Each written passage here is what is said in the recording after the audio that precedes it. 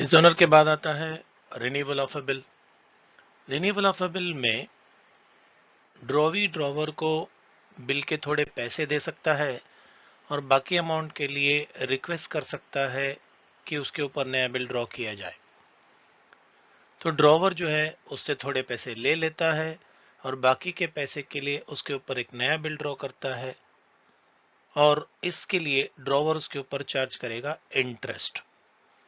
तो renewal of bill आपको जब भी लिखना हो तो पहले कंफर्म कर लीजिए कि रिन्यूअल ऑफ बिल लिखने से पहले डिसऑनर एंट्री लिखा है या नहीं लिखा है, क्योंकि जब तक पुराना वाला बिल डिसऑनर नहीं होगा, कैंसिल नहीं होगा, आप रिन्यूअल नहीं कर सकते हैं। तो रिन्यूअल के हम 3 एंट्री लिखते हैं। पहला एंट्री इंटरेस्ट चार्ज। इंटरेस्ट जो है ड्रॉवर ड्रॉवी के ऊपर चार्ज करता है। इंटरेस्ट ड्रॉवर के लिए प्रॉफिट है, इसलिए एंट्री में क्रेडिट होगा। ड्रॉवी के लिए लॉस है, इसलिए एंट्री में इंटरेस्ट डेबिट होगा।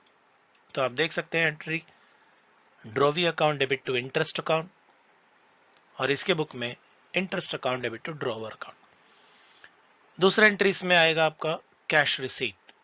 कैश रिसीट का मतलब ड्रॉवर ने कैश रिसीव किया है ड्रॉवी से, तो ड्रॉवर के लिए पैसे आ रहे हैं, तो एंट्री में कैश और बैंक डेबिट होगा टू ड्रॉवी अकाउंट और इसके बुक में drawer account debit to cash of bank account, क्योंकि इसके लिए पैसा जा रहा है।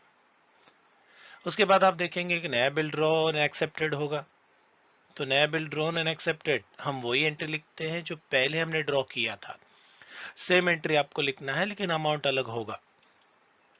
ऐसे आप एंट्री लिख लीजिए बिल ड्रॉन के लिए और बिल एक्सेप्टेड के लिए। तो जब आप रिन्यूअल की ये 3 एंट्री लिखते हैं तो प्रॉब्लम में आपको ध्यान देना पड़ेगा कि इंटरेस्ट का जो पैसा है वो ड्रॉवी ने कैश के साथ पे किया है या बिल के साथ पे किया। अगर वो कैश के साथ इंटरेस्ट का पैसा पे करता है तो आपको ये इंटरेस्ट अमाउंट कैश में ऐड करना पड़ेगा। अगर वो बिल के साथ पे करता है तो इंटरेस्ट का अमाउंट आपको न्यू बिल में ऐड करना पड़ेगा। ये प्रॉब्लम टू प्रॉब्लम अलग हो सकता है, थोड़ा ध्यान से आप क्वेश्चन को पढ़िए, उसके बाद समझ करके इस एंट्री में अमाउंट लिखिए।